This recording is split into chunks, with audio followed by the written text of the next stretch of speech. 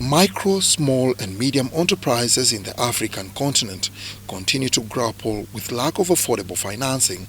This sector, though ranked among the biggest employer and highest income earner for African economies, is not or less prioritized by governments. For the last 40 years. It's since 5 to 7 years. They're like, oh yes, SMEs is the way to go. Yes, we have to support SMEs. So you'll see a lot of programs coming up. Oh, SMEs, SMEs, SMEs. But we don't see the impact for now. It may take time.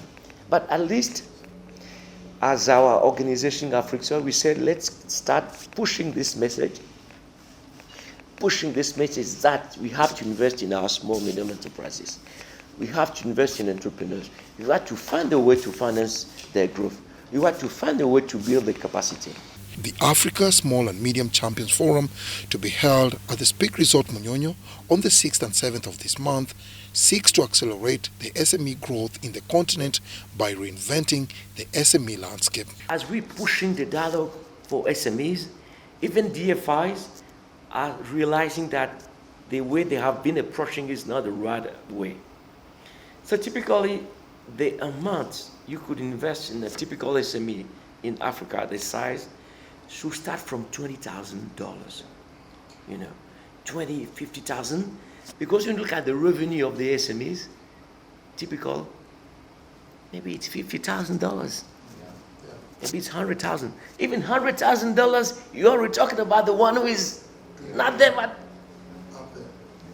going. With a triple objective of affordability, objectivity and availability, the organizers of the 7th edition of the forum, AfricSearch, are focusing on mobilizing innovative financing.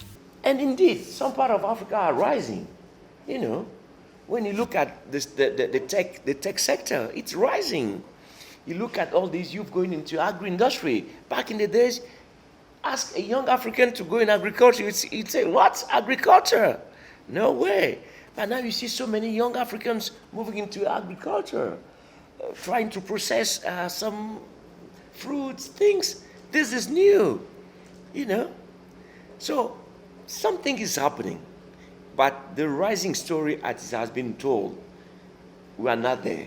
So we need to fix the story. According to Didier Akoti, the executive president of AfricSearch, Africa has immense potential that is yet to be fully harnessed due to policy gaps, restrictions, and market protectionism. Among others, Dennis Igoa and Juman Samba for UBC News.